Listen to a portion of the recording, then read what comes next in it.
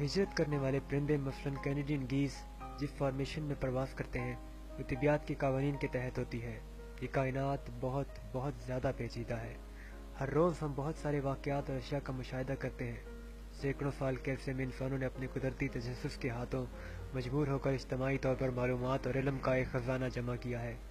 پرندوں کی اڑان سے لے کر پھولوں کے رنگوں تک، آسمانی بجلی سے لے کر کشش شکل تک، ستاروں سے لے کر کہکشاؤں کی جھرمٹ تک، وقت کے بہاؤ سے لے کر کائنات کی پیدائش کا معمہ حل کرنے کی کھوج تک، انسانوں نے مختلف سوال پوچھے اور حقائق کا ایک انبار جمع کیا۔ ان تمام تفصیلات میں ہم نے یہ دریافت کیا کہ ان تمام مظاہر کی وضاحت ہم طبی قوانین کے ایک حیرت انگیز طور پر چھوٹے اور ایک دوسرے سے مربوط گروپ کی مدد سے کر سکتے ہیں۔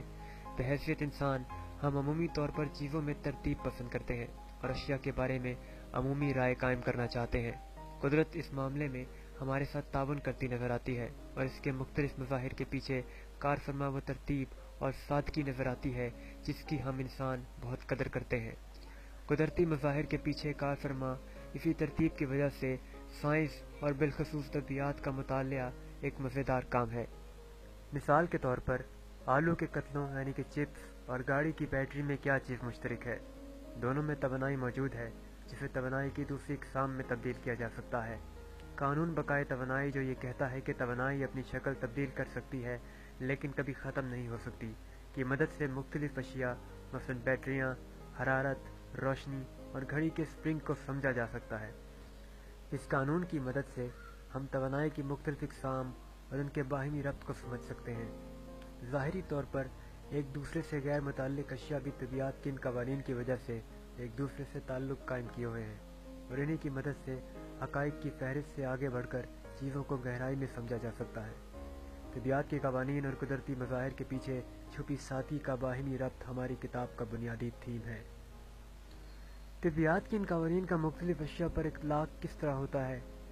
یہ سیکھنے کے دوران آپ طبیعت کے اہم ترین موضوعات کا علم حاصل کریں گے اور اس سے بڑھ کر یہ کہ آپ میں تجزیہ کرنے کی صلاحیت پیدا ہو جائے گی جس کو استعمال کرتے ہوئے آپ ان قوانین کا اطلاق ان اشیاء پر بھی کر سکیں گے جس کا اس کتاب میں احاطہ نہیں کیا گیا۔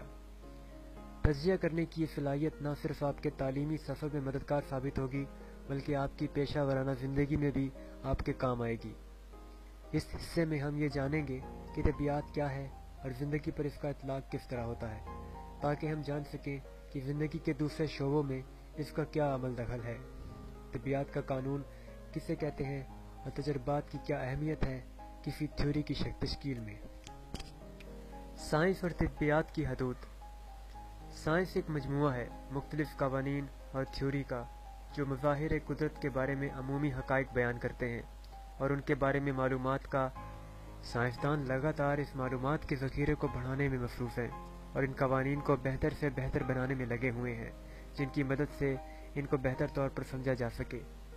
طبیعت بنیادی طور پر مادہ، خلا، وقت اور توانائی اور ان کے باہمی ربط کو سمجھنے سے متعلق ہے اور خاص طور پر ان بنیادی میکانزم کو سمجھنے کے جو تمام چیزوں کی بنیاد ہیں۔